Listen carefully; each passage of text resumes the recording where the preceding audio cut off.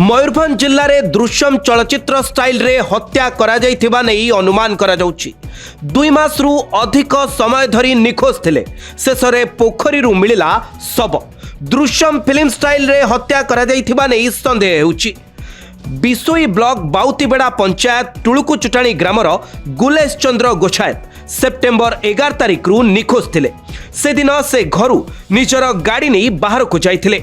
परिवार लोक फोन करथिले एवं गुलेश कहिथिले से खड़गपुर आसिछंती एवं सेठारु से घर को फेरुछंती। राति सुधा से घरे पहुंचिबे। परे परिवार लोक गुलेश को जोगाजोग करथिले किंतु तांको फोन स्विच ऑफ थिला।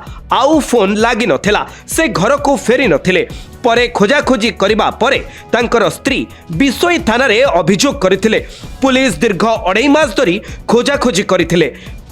पुलिस दीर्घ 2.5 मास धरी खोजाखोजी करथिला। तथापि मध्य गुलेश चंद्र गोछायतकर पत्ता ठिकणा पाई नथिला पुलिस। शेषरे आज बिसोई ब्लॉक बाउतीबेड़ा पंचायत टुळुकु चुटाणी ग्रामर गुलेश चंद्र गोछायतक शव उद्धार होईछि। सारसकणा ब्लॉक रो उपरबेड़ार एक पोखरी रु सेप्टेम्बर 11 रे निखोज होइथिबा गुलेशकर शव मिलिछि। खड़गपुर जाई तांको सांगको छाड़ी फेरुथिला बेले एही अघटन घटिथिला बोली परिवार सूत्ररु जणा पड़िछि। तेबे यह एक हत्या होई पारे बोली मध्य संदेह सृष्टि होउछि। पोखरी रे गोटे कार पड़िबा, कार भितरे शव थाई मध्य आख पाखरे केही किछि जानि न पारिबा ताहा एबे एक बड़ प्रश्न सृष्टि करिछि। Bureau report news room.